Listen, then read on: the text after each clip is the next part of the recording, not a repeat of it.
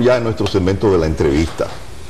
En este programa nos hemos preocupado periódicamente, a cada momento, cuando en la sociedad se manifiestan situaciones que nos preocupan y que son síntomas de una sociedad enferma, como suele decirse.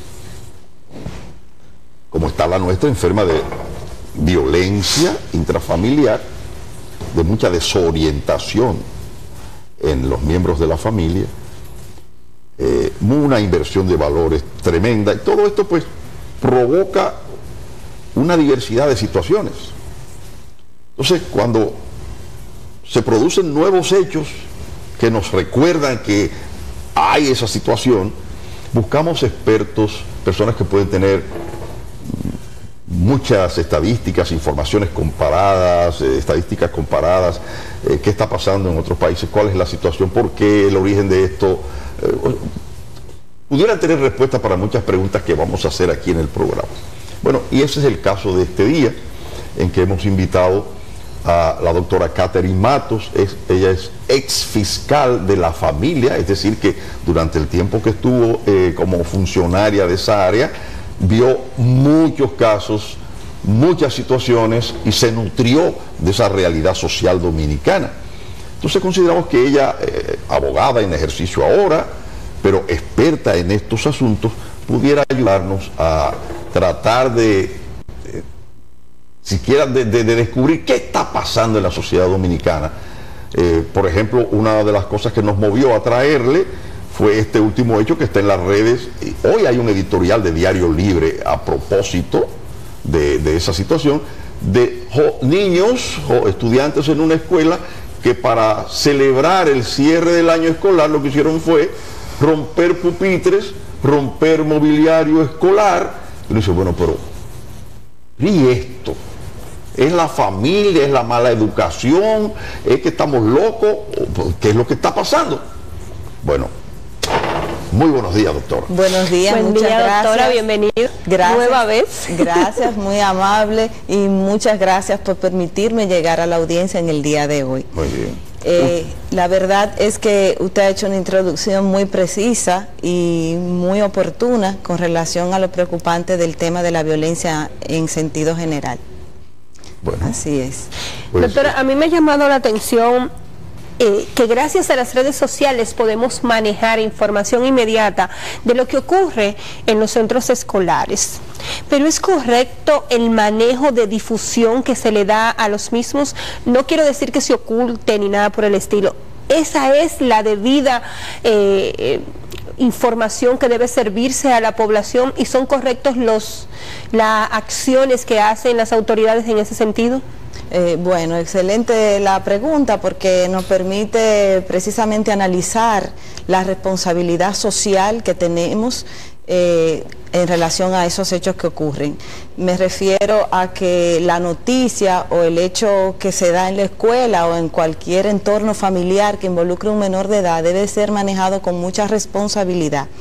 Es preciso que se dé la noticia, que se informe a la población, pero que no se exponga de manera innecesaria, porque puede servir como una propaganda o como una promoción a ese tipo de actos, y tomando en consideración o siendo consciente de que evidentemente va a llegar a un público adolescente, menores de edad, que puede servir como puede tener un mensaje contrario. O sea, ellos, como no tienen la madurez suficiente para asimilar ese tipo de eventos, puede motivarle a ellos a replicar ese tipo de situaciones. Entonces, excelente tu pregunta en cuanto a qué manejo, esa reflexión del manejo que hacemos de los casos que involucran menores de edad. Lo correcto es dar la información, pero sin publicitar de manera innecesaria el evento violento, porque vemos en los medios de comunicación, vemos con detalle incluso a los mismos menores, la identidad de los menores se ve en el video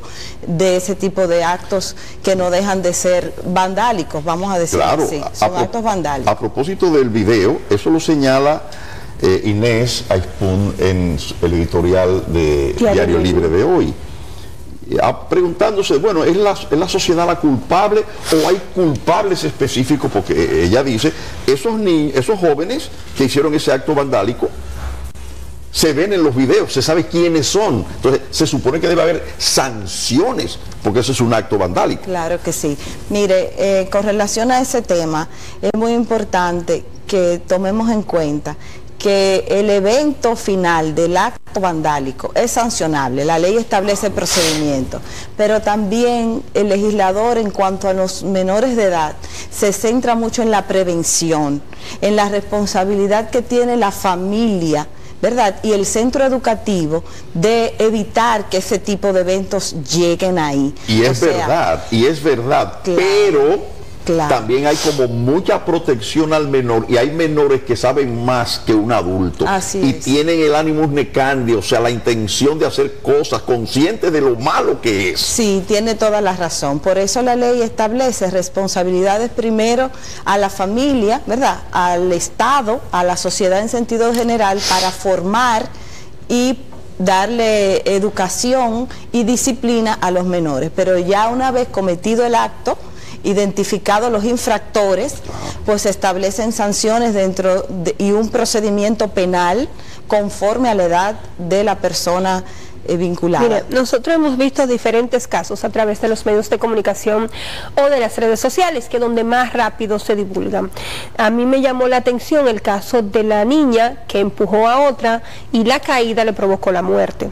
¿Por qué me llamó la atención? Perdón, que fue un hecho fortuito porque quizás no hubo la intención de matarla. No había la fuerza. Sino de darle un empujón, ¿verdad? Sí, pero ¿a dónde terminó el hecho? Sí, sí. Y la confrontación familiar de la niña afectada, que decía que esa otra niña que le había hecho eso, pues tenía más edad de la que decían, no recibió la atención en el centro de estudio y todo eso degeneró en la muerte de la otra niña. Está en nuestros centros de estudios. No te faltó algo, creo que dijeron también que la acosaba un tanto.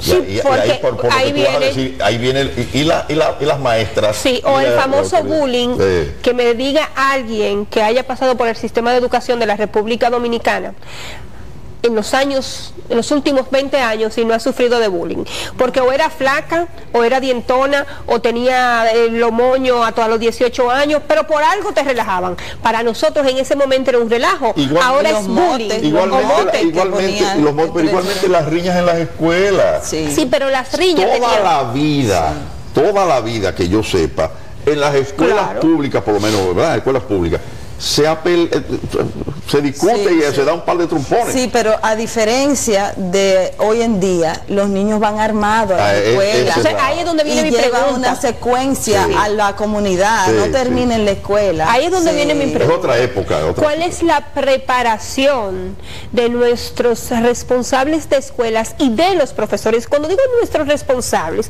es porque aquí en varias ocasiones hemos hecho entrevistas donde la sociedad de padres funge en un trabajo especial dentro de las escuelas y la asociación de profesores, y por ende todo el organismo está compuesto por elementos que supuestamente están capacitados para estar al frente de una institución. Sin embargo, estos hechos no lo demuestran así. Así es, tienes toda la razón. Mira, por la experiencia propia, porque voy frecuentemente a impartir charlas de orientación a escuelas públicas de nuestro país, y uno siente el temor que tienen las maestras e incluso la dirección de la escuela para lidiar con el comportamiento de la persona adolescente. O sea, ya ellas tienen temor, ya el asunto de disciplina, de hablarle como que son niños para un futuro mejor, con esa amabilidad, no ha dado resultados. Sí, porque los niños les salen con groserías y se apoyan en que los padres de ellos les respaldan.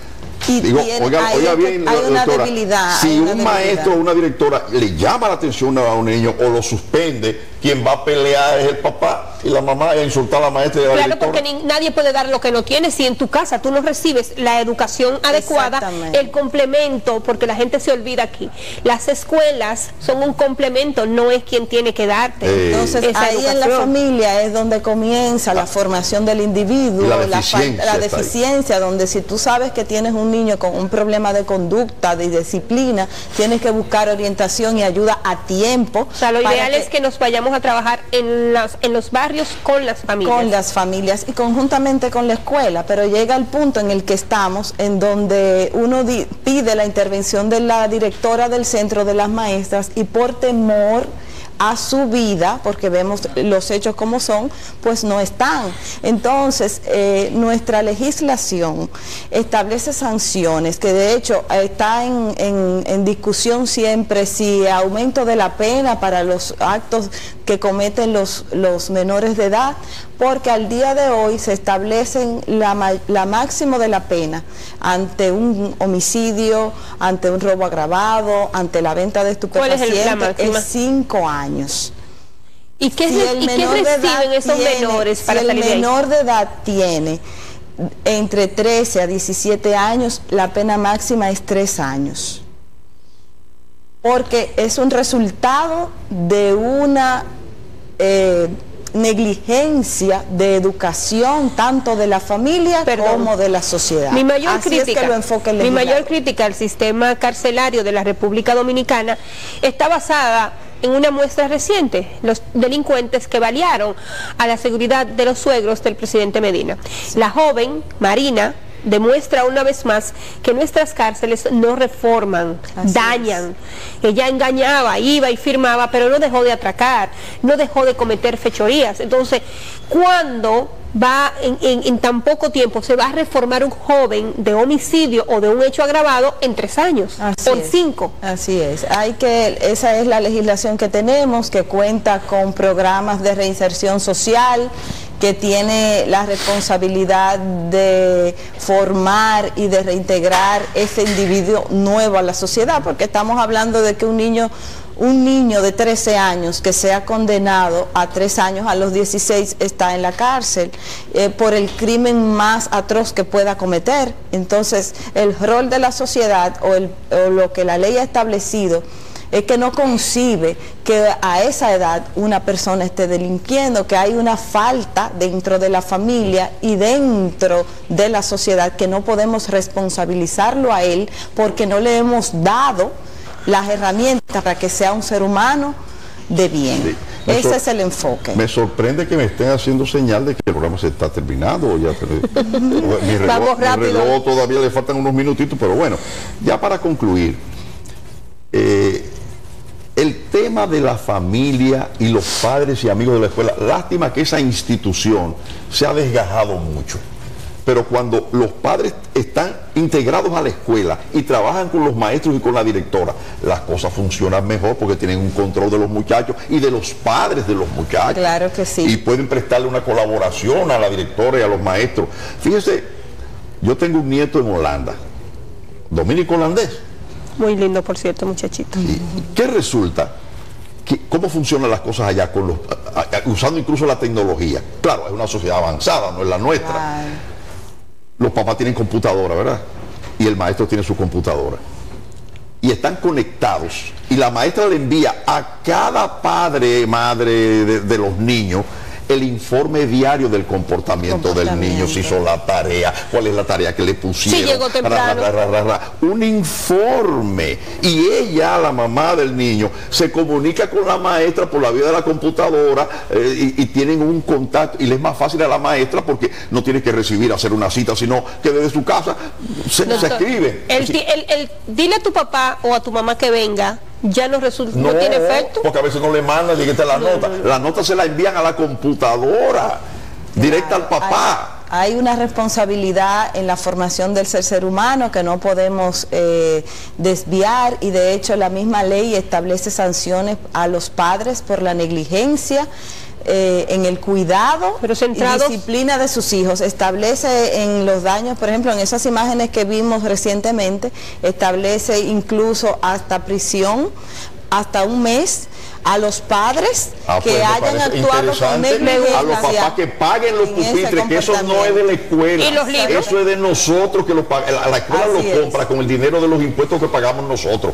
Tienen que cobrarle eso. Tienen que cobrarle. Se acabó el tiempo. Lamentablemente. Hay que invitarla con más tiempo porque para ese tema está interesante. Gracias por estar con nosotros. Gracias a usted. Doctora Catherine Matos. Así es, a ustedes gracias por el privilegio de su atención. Si Dios lo permite, nos reencontramos mañana.